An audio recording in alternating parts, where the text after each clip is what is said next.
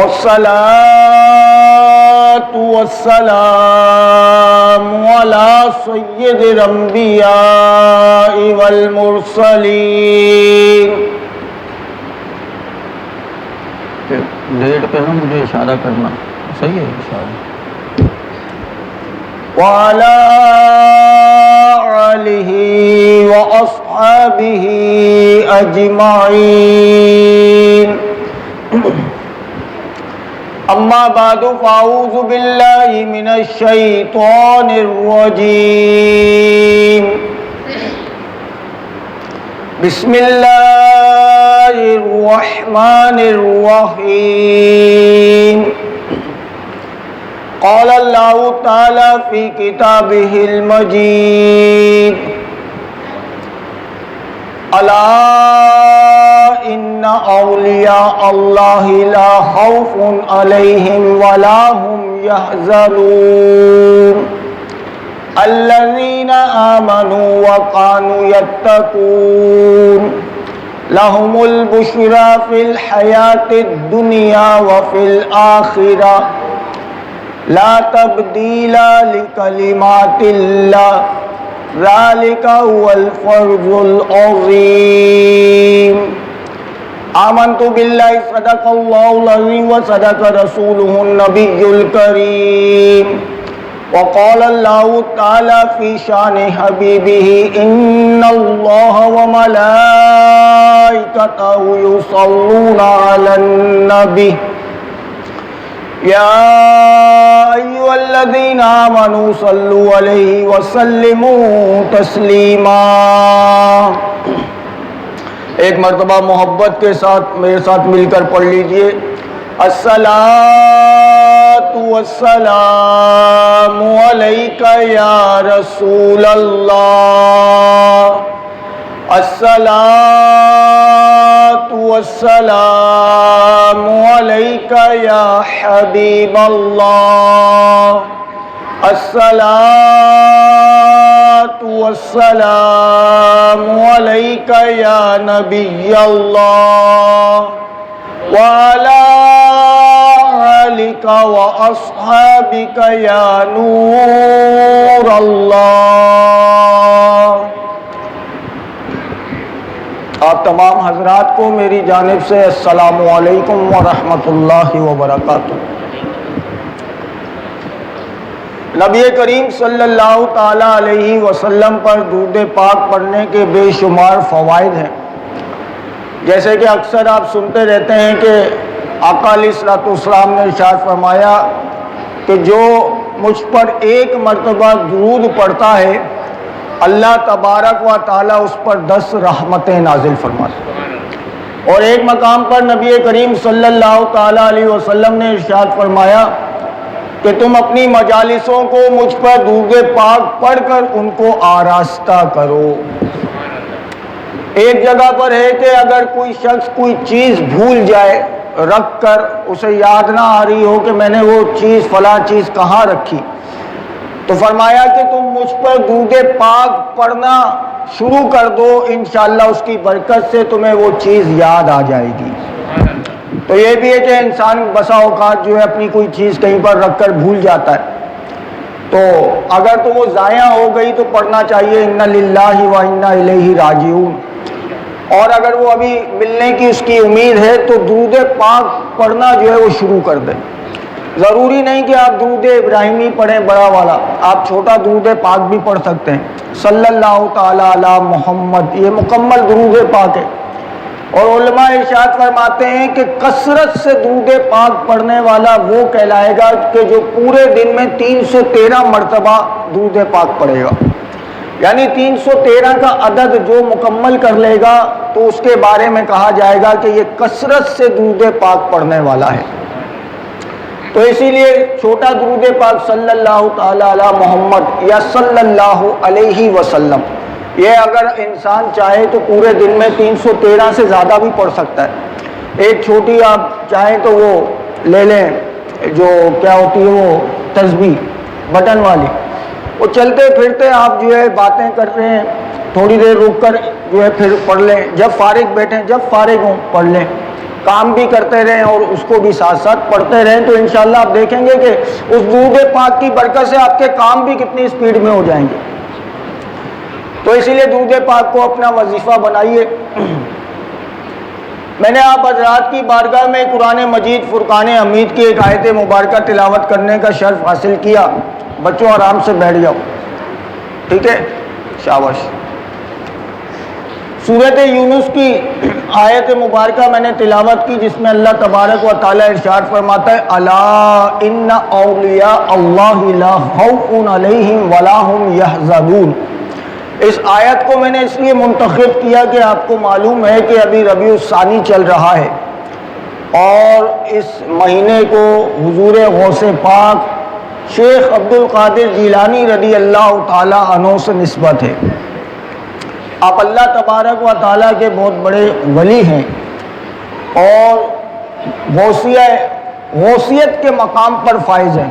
وہ انشاءاللہ گفتگو چلے گی تو ہم آپ کو بتائیں گے کہ آپ کو غوث کیوں کہا جاتا ہے، پیرانے پیر آپ کو کیوں کہا جاتا ہے۔ یہ تمام چیزیں انشاءاللہ میں آپ کے سامنے ذکر کروں گا، لیکن اس سے پہلے میں آپ کو یہ بتا دوں کہ ولی کون ہوتا ہے۔ حضور غوث پاک کو سمجھنے کے لیے پہلے یہ سمجھنا ضروری ہے کہ ولی کون ہوتا ہے، ولی کی کیا شان ہے اور ولی ہوتا کون ہے، اس کی نشانیاں اللہ تعالیٰ نے قرآن مجید میں کیا کیا بیان فرمائی۔ بیٹا میں باہر نکلوا دوں گا، پھر باتیں کرنے آئے ہو، اٹھو اٹھو، شاباش، باہر نکال دوں گا پھر میں، ایک آواز بھی نہیں آنی چاہیے اب مجھے۔ جاؤ کمرے میں چلے جاؤ، جاؤ چلو۔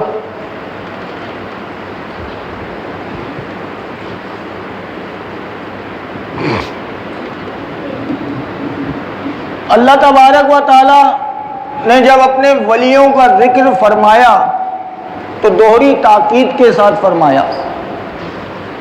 یاد رکھیے کہ کلام عرب میں جب کوئی عربی میں کلام کرتا ہے نا، اور وہ یہ دیکھتا ہے کہ یار میں جو کلام کرنے والا ہوں وہ بہت ہی اہمیت کا حامل ہے، یہ بہت ہی امپورٹنٹ ہے کوئی، تو وہ اس لفظ کو ذکر کرتا ہے جسے کہتے ہیں الا۔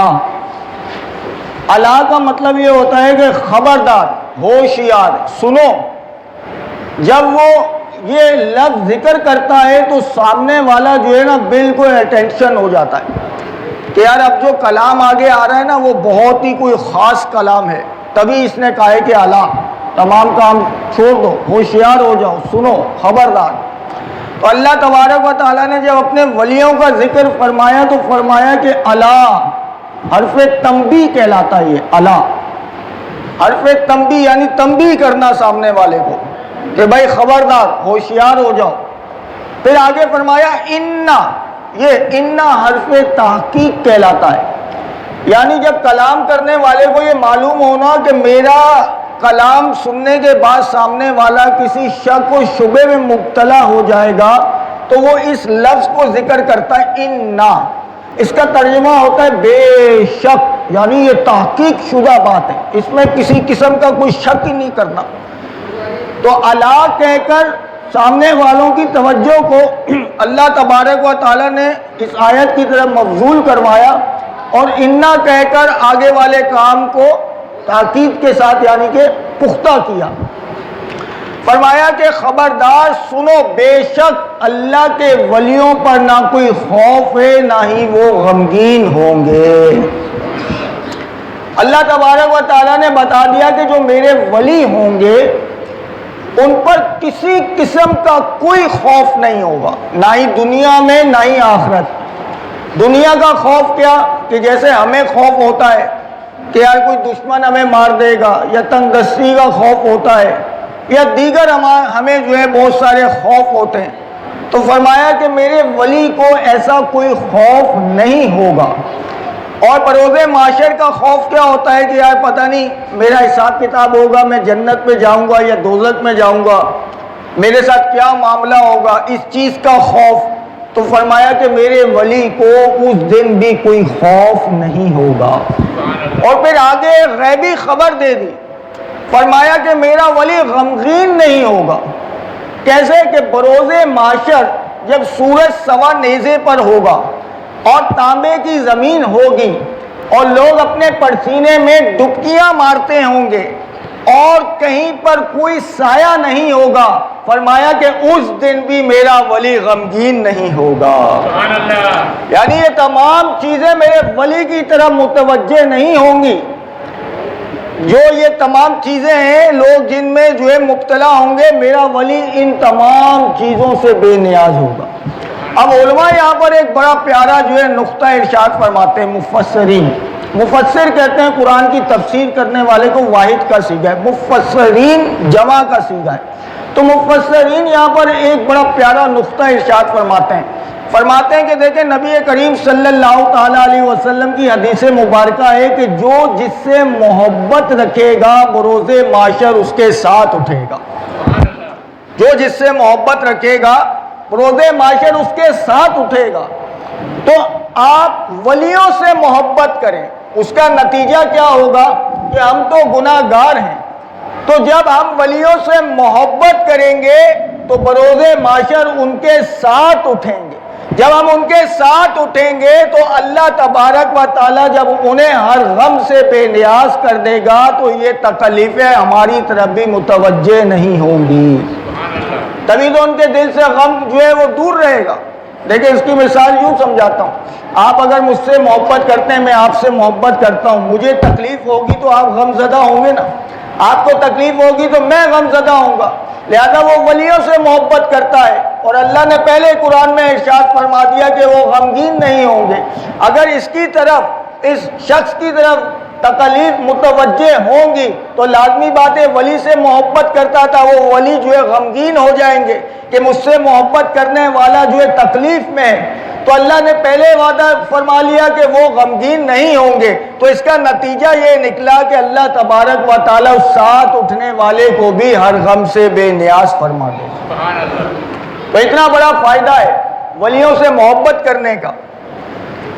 آگے اللہ تبارک و تعالیٰ نے خود ولی کی نشانی بیان فرما دی۔ ہمارے ہاں تو ایسا ہوتا ہے نا کہ کسی بھی گھر کے باہر جو ہے وہ بورڈ لگا دیا جاتا ہے، کیا لگا دیا جاتا ہے کہ جو ہے نا یہ غوثیت ہے اور جو ہے نا پتنی اس پر سواری آتی ہے اور جو ہے نا یہ بڑے جو ہے نا ان پہ یہ ہوتا ہے، ان پہ یہ ہوتا ہے، یہ دربار غوثیہ ہے، یہ فلانا ہے، یہ فلانا ہے۔ میں آپ کو بتاؤں محمود آباد کا ایک واقعہ، ایک عورت تھی، اس کے بارے میں مشہور تھا کہ اس پہ جو ہے نا غوث پاک کی سواری آتی ہے۔ عجیب جو ہے نا بیوقوفی۔ اچھا جس کو دیکھیں گے تھوڑی سی جو ہے نا اس نے مالائیں پہنی ہوئی ہیں، ہاتھوں میں جو ہے نا انگوٹھیاں پہنی ہوئی ہیں، کہیں گے یہ اللہ کا ولی ہے۔ اچھا اس نے جو ہے کمرے کے اندر ڈیکوریشن وغیرہ کی ہوئی ہے، اگر بتیاں سلگائی ہوئی ہیں، زیرو کے بلب لگائے ہوئے لال والے، حقو حقو کے نعرے لگا رہا ہے، تو کہتے ہیں کہ یہ اللہ کا ولی ہے۔ تو اللہ کا ولی جو ہے کون ہوتا ہے وہ آج میں آپ کو سمجھانا چاہ رہا ہوں کہ یہ سیکھیں۔ بہت سے آپ کو فیس بک پر اور یوٹیوب پر ایسی چیزیں مل جائیں گی کہ جو یہ دعویٰ کرتے ہوئے نظر آتے ہیں کہ جی یہ اللہ کے ولی ہیں، یہ اللہ کے ولی ہے۔ اب لوگوں کا بھی تو معیار یہ بن گیا ہے نا کہ سامنے والا کوئی چیز، کوئی کرامت دکھائے گا تو میں کہوں گا کہ یہ اللہ کا ولی ہے۔ مطلب کوئی سامنے والے کے پاس میں جاؤں، کوئی الائچی کا دانہ لے کر وہ میری مٹھی پہ دم کرے اور میں مٹھی کھولوں تو الائچی کا دانہ سونے کی ڈلی بنی ہوئی ہو تو میں بولوں گا یہ اللہ کا ولی ہے۔ اگر کوئی باشرع ہو، متبع سنت ہو تو ان سے تو ہماری بنتی نہیں ہے نا، کوئی 5 وقت کا نمازی ہو تو ان سے تو ہماری بنتی نہیں ہے۔ ایسا بابا لاؤ کہ جس میں تھوڑا انٹریکشن ہو، جو ایسے پھونک مارے نا دور سے ہی اور میرے سر کا درد جو ہے غائب ہو جائے، بولوں گا یہ اللہ کا ولی ہے۔ میری دکان میں گاہکوں کا رش ہو جائے، ساتھ والے کی دکان جو ہے خالی پڑی ہو تو میں بولوں گا یہ اللہ کا ولی ہے، اس کا تعویذ کام کر گیا۔ یہ بڑی پہنچی ہوئی چیز ہے بھائی، میں 10 کو بتاؤں گا کہ بڑی پہنچی ہوئی چیز ہے۔ تو اسی لیے میں آج آپ کو بتاتا ہوں کہ اللہ کا ولی ہوتا کون ہے، تھوڑا سا آپ کو جو ہے میں سکھانے کی کوشش کرتا ہوں تاکہ کبھی زندگی میں کوئی فراڈیا آپ پر جو ہے مسلط ہو کر آپ کو لوٹے نہ۔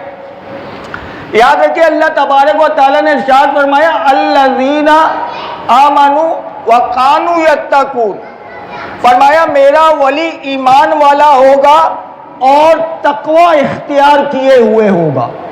تقوی کا لغوی معنی یہ ہوتا ہے کہ اللہ تبارک و تعالیٰ نے جن چیزوں سے منع کیا ہے ان سے مکمل طور پر بچنا، اور جن چیزوں کے کرنے کا حکم دیا ہے انہیں مکمل طور پر ادا کرنا تقوی کہلاتا۔ تو فرمایا میرا ولی ایمان والا ہوگا۔ یاد رکھیے کہ ولی جو ہے نا وہ کبھی بھی جاہل نہیں ہوگا۔ ہمیشہ یاد رکھیے گا کہ ولی ہمیشہ عالم ہوگا۔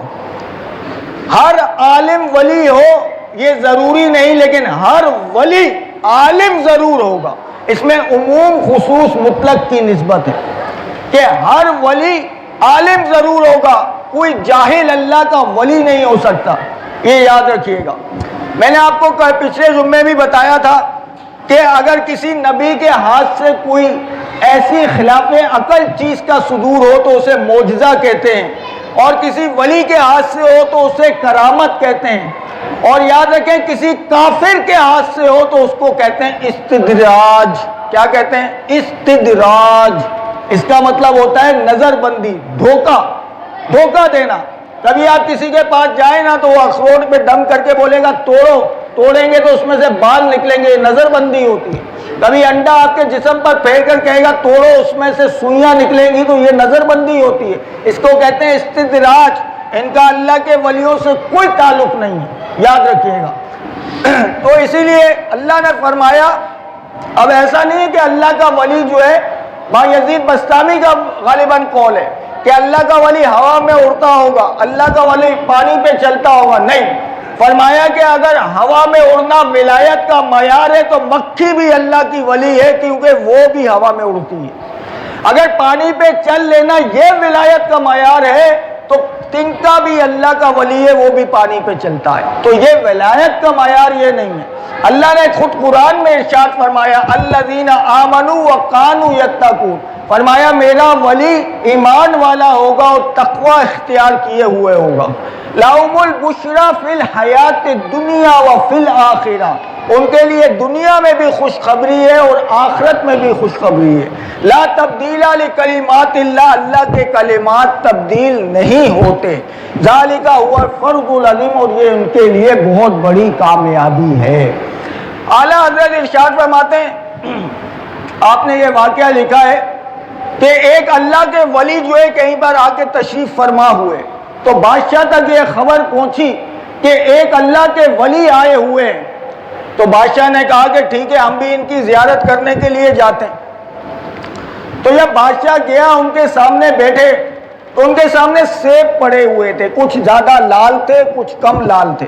تو بادشاہ نے دل میں سوچا کہ اگر یہ اللہ کا ولی ہے نا، اگر یہ لال والا سیب مجھے اٹھا کر دے دے تو میں مان لوں گا یہ اللہ کا ولی ہے۔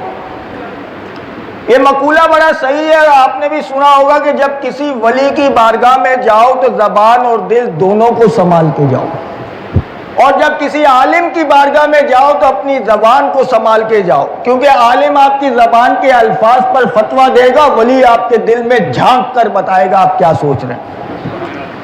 تو انہوں نے بھی یہ سوچا۔ اب جو ہے اللہ کے ولی نے وہ لال والا سیب اٹھایا اور یوں اپنے ہاتھ میں اچھالتے رہے۔ کہتے ہیں بادشاہ سلامت، آپ کو ایک واقعہ سناتا ہوں۔ ایک مرتبہ میں مصر گیا تو میں نے کیا دیکھا کہ وہاں پر ایک شخص اپنے گدھے کو لیے ہوئے ایک مجمع لگائے کھڑا ہے، اور اس نے اپنے گدھے کی آنکھوں پر کالے رنگ کی پٹی باندھی ہوئی ہے، اور ایک انگوٹھی اس کے ہاتھ میں ہے۔ کہتا ہے کہ یہ انگوٹھی میں کسی کی جیب میں ڈالوں گا مجمع میں سے، اور میرا گدھا جس کی آنکھوں پر پٹی بندھی ہوئی ہے، حالانکہ یہ دیکھ نہیں سکتا، لیکن یہ پھر بھی جا کر اس شخص کو ٹچ کر دے گا جس کے پاس انگوٹھی ہوگی۔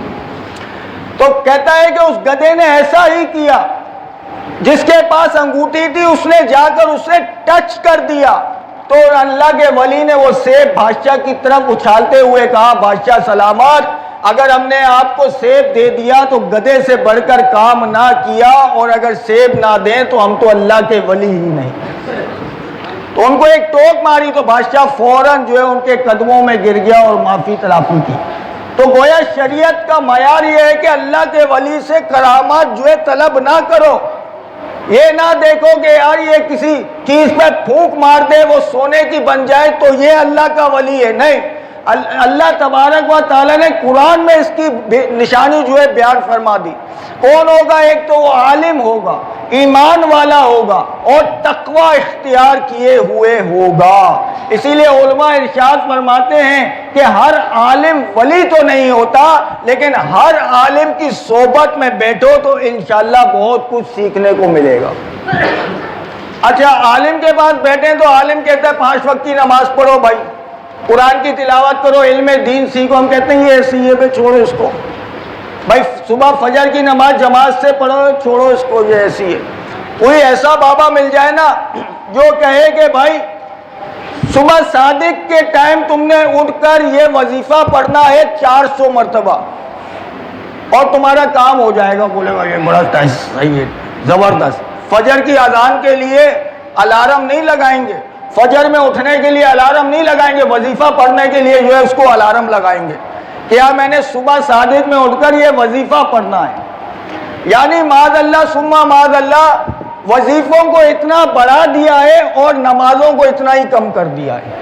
یعنی نماز فجر کے لیے اٹھنے کے لیے آپ کے پاس ٹائم نہیں ہے، لیکن اگر کوئی ایک وظیفہ آپ کو دے دے کہ یار یہ وظیفہ کرو تمہاری نوکری بھی لگ جائے گی، تمہیں بیٹا بھی مل جائے گا، تمہیں ہر چیز مل جائے گی، تو وہ وظیفہ پڑھنے کے لیے تو اٹھے گا لیکن نماز فجر کے لیے نہیں اٹھے گا. ایسے کتنے لوگ میں نے دیکھے. تو اس لیے میرے مسلمان بھائیوں، یہ دھوکے فریب میں جو ہے آنے کے بجائے اصل دین سیکھیں کہ اصل دین کیا ہے. اصل دین ہمارے نبی کریم صلی اللہ تعالی علیہ وسلم نے کیا بیان کیا ہے. یہ میں تھوڑی چیزیں آپ کو اس لیے بتا رہا ہوں کہ جب میں حضور غوث پاک کو بیان کروں گا تو آپ کو سمجھ آئے گا کہ اللہ کا ولی کون ہوتا ہے. آپ کو معلوم ہے کہ آپ نے یہ نام سنا ہوگا حضرت شیخ عبد القادر جیلانی رضی اللہ تعالیٰ عنہ. آج میں آپ کو ایک نیا نام بتاتا ہوں، آپ میں سے بہت سے پہلی مرتبہ سنیں گے یہ نام. مفتی حضرت شیخ عبد القادر جیلانی رضی اللہ تعالیٰ. آپ بہت بڑے مفتی تھے، آپ بچوں کو طالب علموں کو پڑھایا کرتے تھے، فتوے دیا کرتے تھے. یہ ہمیشہ بات یاد رکھنا کہ جو ولی ہوگا وہ عالم ضرور ہوگا. اللہ تبارک و تعالیٰ کسی جاہل کو ولایت دیتا ہی نہیں. یاد رکھیے کہ یہ ولایت 2 طرح کی ہوتی ہے، اور اس سے پہلے یہ بھی یاد رکھیں کہ ولایت کسبی نہیں ہے. کسبی کا مطلب کوشش کر کے حاصل کرنا. کوئی کہے کہ میں تہجدیں پڑھوں، روزے رکھوں، سب چیزیں کروں، اللہ کا ولی بن جاؤں، تو ایسا نہیں ہو سکتا. یہ وہابی شے ہے. وہابی کا مطلب تحفہ تن دی جاتی ہے، اور اللہ تبارک و تعالیٰ جس کو چنتا ہے نا اسی کو ولی بناتا ہے. کچھ مادرزاد ولی ہوتے ہیں جو ماں کے پیٹ سے ولی ہوتے ہیں، اور کچھ کو اللہ تبارک و تعالیٰ پہلے علم سکھاتا ہے اس کے بعد ولایت عطا فرماتا ہے. کچھ کو علم لدنی عطا فرماتا ہے. علم لدنی کا مطلب کیا کہ بن پڑھے ہی اس کو سارا علم عطا فرما دیتا ہے. حضور غوث پاک رضی اللہ تعالیٰ عنہ مادرزاد ولی تھے. مادرزاد ولی اپنی ماں کے پیٹ سے ولی تھے.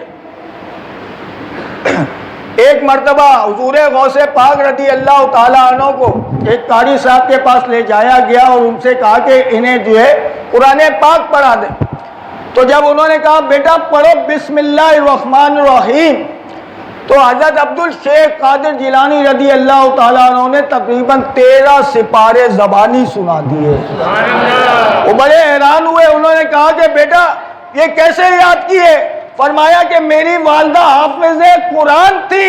میں جب اپنی ماں کے پیٹ میں تھا میری ماں دوڑ کیا کرتی تھی تو میں پیٹ میں سن کر یاد کر لیا کرتا تھا. یہ شان ہے حضرت عبد القادر جیلانی رضی اللہ تعالیٰ عنہ کی. ایک مرتبہ کسی نے آپ کو سلام کیا تو آپ نے جواب دیا وعلیکم السلام، وعلیکم السلام. انہوں نے کہا کہ بیٹا میں نے تو 1 مرتبہ سلام کیا، آپ نے 2 مرتبہ جواب کیوں دیا؟ فرمایا کہ 1 مرتبہ میں اپنی ماں کے پیٹ میں تھا اور تو نے میری ماں کو سلام کیا، میری ماں نے حیا کی وجہ سے تجھے جواب نہیں دیا تو تو نے دل میں سوچا سیدہ ہو کر سلام کا جواب نہیں دیتی، وہ یہ جواب اس سلام کا جواب تھا۔ فرمایا میں اپنی ماں کے پیٹ میں یہ سن رہا تھا تو یہ جو جواب دیا ہے یہ اس سلام کا جواب تھا۔ حضرت شیخ عبد القادر جیلانی رضی اللہ تعالیٰ عنہ سے پوچھا گیا حضور آپ کو یہ کب پتا چلا کہ آپ جو ہے اللہ کے ولی ہیں؟ فرمایا کہ جب میں چھوٹا سا مدرسے جاتا تھا تو میرے آگے پیچھے فرشتے ہوتے تھے، وہ میری انگلی پکڑا کر مجھے مدرسے لے کر جاتے تھے اور وہاں پر لوگوں کو کہتے تھے کہ اللہ کے ولی کے لیے جگہ خالی کر دو۔ فرمایا اس وقت مجھے پتا چلا کہ میں اللہ کا ولی ہوں۔ یہ وہ حضرت عبد الشیخ قادر جیلانی رضی اللہ تعالیٰ عنہ ہے۔ تو اس لیے میرے مسلمان بھائیوں، اللہ تبارک و تعالیٰ سے دعا ہے انشاءاللہ یہ مہینہ حضرت شیخ عبد القادر جیلانی کا ہے، یہ انشاءاللہ آپ کے جو ہے واقعات چلتے رہیں گے۔ ایک یہاں پر اعتراض کا میں جواب دے دوں، بہت سارے لوگوں کے ذہن میں یہ ہوگا کہ یہ 11ویں کیا چیز ہے۔ اچھا بہت سے ہمارے سنیوں کو بھی پتہ نہیں ہے کہ 11ویں ہوتی کیا ہے، ان سے اگر پوچھ لو نا تو وہ بیان نہیں کر پاتے۔ اس کی وجہ یہ ہے کہ وہ علم حاصل نہیں کرتے۔ اگر کوئی مخالف ان کے سامنے کھڑا ہو جائے کہ بھائی یہ 11ویں کیا ہے، 11ویں کیوں کرتے ہو، تو جو اپنے آپ کو ٹی ٹی ایس کہتا ہے نا، ٹناٹن سنی، وہ بھی بیان کرنے کی قدرت نہیں رکھتے، ان کو پتہ ہی نہیں کیوں علم حاصل نہیں کیا۔ تو اپنا علم حاصل ضرور کریں، اپنے معمولات اہل سنت تو کم از کم یاد رکھیں۔ اتنا تو ہو کہ اگر آپ کا بچہ آپ سے پوچھے کہ بابا جو دیگ میں سارا کھانا پڑا ہوا ہے اور تھوڑا سا کھانا سامنے رکھ کے جو فاتحہ دلاتے اس کا کیا مطلب ہے، اس پوری دیگ پر کیوں نہیں دلاتے، اس تھوڑے سے کھانے پہ کیوں دلاتے ہو، تو آپ کیا جواب دیں گے؟ ہمارے پاس جواب نہیں ہوتا۔ تو اپنے معمولات اہل سنت کو سیکھیں تاکہ آپ دفاع کر سکیں۔ اب یہ 11ویں کیا ہے، 11 تاریخ کو ہی کیوں کرتے ہیں؟ اگر میں مجمع میں کسی سے پوچھوں، کسی کو شرمندہ کرنا جو ہے میرا مقصد نہیں ہے، علم کی اہمیت کو اجاگر کرنا میرا مقصود ہے کہ یہ سیکھیں۔ دیکھیں 11ویں تاریخ کو 11ویں کرنا یہ کوئی ضروری نہیں ہے۔ سب سے پہلے دیکھیں کہ اس کی شرعی حیثیت کیا ہے، آیا یہ فرض ہے، واجب ہے، سنت ہے، مستحب ہے، کیا ہے یہ؟ تو یاد رکھیں کہ 11ویں جو ہے وہ مستحب ہے۔ مستحب وہ عمل ہوتا ہے جس کا کرنا ثواب، نہ کرنے میں کوئی گناہ نہیں۔ اگر کوئی پوری زندگی 11ویں نہ کرے تو بالکل بھی گناہگار بولیں نہیں ہوگا، لیکن اگر وہ ایک وقت کی نماز چھوڑ دے تو وہ گناہگار ہوگا۔ نماز فرض، یہ مستحب، لیکن اس کو ہم اس لیے کرتے ہیں کہ ہم ولیوں سے محبت کرتے ہیں۔ جیسے کہ ابھی آپ نے سنا کہ ولیوں کے ساتھ محبت کرو، بروز معاشر ان کے ساتھ اٹھو گے۔ جب حضور غوث پاک، ہم تو گناہگار ہیں نا، ہم گناہگاروں کی طرف جب تکالیفیں متوجہ ہوں گی تو ہم پکاریں گے یا غوث المدد، تو حضور غوث پاک رضی اللہ تعالیٰ عنہ سفارش کریں گے، مولا یہ میرا دیوانہ ہے، میری 11ویں کیا کرتا تھا، مجھ سے محبت کیا کرتا تھا، مولا اس کو بخش دے۔ سبحان اللہ۔ تو قرآن کی آیت ہمیں بتا رہی ہے، تو ہم محبت میں ایسا کرتے ہیں۔ ہم 12ویں میں جو عید، جشن عید میلاد النبی مناتے ہیں، جھنڈے لگاتے ہیں، لائٹیں لگاتے ہیں، محبت کرتے ہیں۔ محبت کی ایک دلیل ہے، آقا علیہ الصلوۃ والسلام ارشاد فرمائیں گے کہ میرا امتی اپنا مال خرچ کیا کرتا تھا میری ولادت پر، اے مولا تو اس کو بخش دے۔ کہیں سے آقا علیہ الصلوۃ والسلام ہاتھ پکڑیں گے، کہیں سے حضور غوث پاک ہاتھ پکڑیں گے، کہیں سے داتا علی حجویری ہاتھ پکڑیں گے، کہیں سے کوئی ہاتھ پکڑے گا، تو ہمارے پاس تو اتنی ساری نسبتیں ہیں، ہمیں گھبرانے کی کیا ضرورت ہے؟ تو اسی لیے اگر ہم گناہگار صحیح نمازی نہیں ہیں، نماز نہیں پڑھتے، لیکن اللہ کے رسولوں سے اور اللہ کے ولیوں سے محبت کرتے ہیں، یہ اللہ تبارک و تعالیٰ کا بہت بڑا کرم ہے کہ اللہ تبارک و تعالیٰ نے ہمیں محبت کرنے والوں میں پیدا فرمایا ہے۔ ورنہ بہت سے ایسے ہیں کہ جو محبت ہی نہیں کرتے، نکتے چینیاں کرتے ہیں، نقص نکالتے ہیں۔ جو آیتیں بتوں پر نازل ہوئی، معاذ اللہ ثم معاذ اللہ، وہ ولیوں پر چسپاں کرتے ہیں۔ بتوں کے بارے میں آیا وہ اپنے اوپر سے مکھی نہیں اڑا سکتے، یہ کہتے ہیں کہ یہ ولی کے بارے میں آیا تھا جو اپنے اوپر سے مکھی نہیں اڑا سکتے. ارے ولی کو تو اللہ نے اتنے اختیارات دیے ہوتے ہیں، اتنے اختیارات دیے ہوتے ہیں. ایک واقعہ میں آپ کو سناتا ہوں. داتا علی ازویری ایک جگہ پر بیٹھے ہوئے تھے تو مدرسے کے طالب علم وہاں سے گزرے، مٹکے ہاتھ میں لیے ہوئے. بابا جی نے کہا بیٹا کہاں جا رہے ہو؟ کہتے بابا جی مدرسے میں پانی کھا رہا ہے، وہ دور میٹھا پانی لینے چلے ہیں. بابا جی نے کہا اپنے مدرسے کا کھارا پانی میرے پاس لے آؤ، میں میٹھا کر دیتا ہوں. تو وہ گئے اور اپنے مدرسے سے کھارے پانی کے مٹکے بھرے بابا جی کے سامنے رکھ دیے. داتا علی ازویری آپ نے ایک مرتبہ سورۃ فاتحہ پڑھی اور سارے کے سارے مٹکے میٹھے کر دیے. جب وہ بچے مدرسے پہنچے تو محتمم صاحب نے پوچھا بھائی اتنی جلدی کیسے آ گئے؟ پانی لے کر آئے ہو کہ نہیں؟ فرمایا حضور میٹھا پانی لے کر آئے. پانی چیک کیا، بولا پانی تو میٹھا لیکن اتنی جلدی کیسے آ گئے؟ وہ اتنے دور سے. فرمایا ایک بابا جی مل گئے تھے، انہوں نے کہا کہ میں مٹکے میٹھے کر دیتا ہوں. تو وہ تو تھے دم درود کو نہ ماننے والے. انہوں نے کہا اچھا دم کروا کے لائے ہو، کیا پڑھا بابا نے؟ فرمایا کہ سورۃ فاتحہ پڑھی. بولا سورۃ فاتحہ تو ہمیں بھی آتی ہے، لے آؤ سارے مٹکے. انہوں نے بھی اپنے کھارے جو مٹکے تھے وہ منگوا لیے. پڑھ سورۃ فاتحہ، ایک مٹکا میٹھا نہ ہو. فرمایا کہ یار ہم بھی سورۃ فاتحہ پڑھتے ہیں، بابا نے بھی سورۃ فاتحہ پڑھی، ان کے مٹکے میٹھے ہو گئے، ہمارے مٹکے میٹھے نہیں ہوتے. بھاگے داتا علی ازویری کی بارگاہ میں. حضور آپ نے بھی وہی قرآن پڑھا، ہم نے بھی وہی قرآن پڑھا، آپ کے سارے مٹکے میٹھے ہو گئے، ہمارا ایک مٹکا میٹھا نہیں ہوتا. داتا علی ازویری نے کہا بیٹا زبان بھی تو داتا والی ہونی چاہیے، داتا والی زبان بھی تو ہونی چاہیے. ایک ولی کی زبان تھی، ہماری زبان. حالانکہ اللہ تبارک و تعالیٰ نے قرآن میں ہر چیز کا بیان کہ اگر میرے ہونٹ کی رسی گم ہو جائے تو میں اسے بھی قرآن میں تلاش کر لوں. بات یہ ہے کہ زبان میں تاثیر بھی تو ہو. اگر سورۃ فاتحہ کو ام القرآن کہا گیا، کسی کے سر میں درد ہے ہاتھ رکھ کے سورۃ فاتحہ پڑھے، اللہ تعالیٰ اس سورت کی وجہ سے اس کو شفا عطا فرما دے گا. لیکن زبان بھی تو وہ ہو. ہم جھوٹ، غیبت، چگلی، ماں بہن کی گالیاں اس زبان سے دیتے رہتے ہیں تو اس زبان میں تاثیر کہاں سے آئے گی؟ پھر کہتے ہیں کہ وظیفے نے کام نہیں کیا. ارے نہیں بھائی، وظیفے میں تو بڑی پاور تھی، آپ کی زبان میں پاور نہیں تھی. ہر جگہ پر جو ہے دعا ہوتی ہے، ہم دعا کر کر کے تھک جاتے ہیں، یار میری دعا قبول نہیں ہوتی. بھائی اپنا عمل بھی تو دیکھو. آپ نے کھایا کیا تھا؟ رزق حلال کھایا تھا یا رزق حرام کھایا تھا؟ آپ نے 5 وقت نماز پڑھی تھی یا نہیں پڑھی تھی، یا صرف دعا ہی کرتے رہے یا خالی وظیفے ہی لیتے رہے؟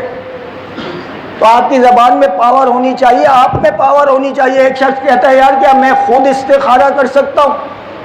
تو آپ بالکل کر سکتے ہیں استخارہ، لیکن آپ کی تمام چیزیں بھی تو ویسی ہوں، آپ میں بھی تو کرنٹ ہو، تب تو جا کر جو ہے یہ چیز کام کرے گی. اگر آپ کی زبان میں ہی تاثیر نہیں ہوگی، آپ ہی جو ہے کہتے ہیں وہ عمل نہیں کرتے، آپ کے دل میں کچھ ہے، آپ کی زبان پر کچھ ہے، دھوکہ، فراڈ اور اس کا مطلب مال کھانا، اس کا مال کھانا، جب یہ تمام چیزیں آپ کرتے رہیں گے تو آپ کی زبان میں کہاں سے تاثیر آئے گی؟ تو اس لیے میرے مسلمان بھائیو، اللہ تبارک و تعالیٰ سے دعا ہے کہ اللہ تبارک و تعالیٰ ہم تمام مسلمانوں کو رزق حلال کمانے اور کھانے کی توفیق رفیق مرحمت فرمائے. انشاءاللہ جو ہے ہماری مسجد میں بھی 11ویں شریف کی محفل جو ہے ہوگی. انشاءاللہ ہم مشورہ کر لیں گے آپس میں کہ کون سے دن ہم نے رکھنی ہے. تو 11ویں کا میں بتا رہا تھا کہ 11ویں جو ہے 11ویں والے دن ہی کرنا ضروری نہیں ہوتا. یہ عرفی چیزیں آپ 12 تاریخ کو کر لیں، 10 تاریخ کو کر لیں، لیکن 11ویں کو اب لوگوں نے ایک مخصوص کر دیا نا. مثال کے طور پر ظہر کی جماعت جو ہے ضروری تو نہیں کہ 1:15 بجے کی جائے، 1:30 بجے بھی ہو سکتی ہے، 2 بجے بھی ہو سکتی ہے، 3 بجے بھی ہو سکتی ہے نہیں ہو سکتی؟ ہو سکتی ہے.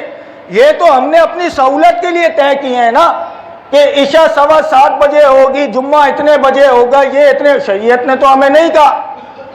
شریعت نے تو کہا ایک نماز کا وقت دوسری نماز تک رہتا ہے، اس دوران جو ہے کبھی بھی جماعت کر لو. ہم نے اپنی سہولت کے لیے کیا نا، اپنی سہولت کے لیے ٹائم فکس کیے. تو یہ 11 تاریخ بھی ہم اپنی سہولت کے لیے فکس کرتے، پورا مہینہ ہی آپ 11ویں کر سکتے ہیں. اللہ تبارک و تعالیٰ سے دعا ہے اللہ تبارک و تعالیٰ ہمیں علم دین سیکھنے کی جو ہے توفیق رفیق مرحمت فرمائے. جن حضرات نے سنتیں ادا نہیں فرمائی سنت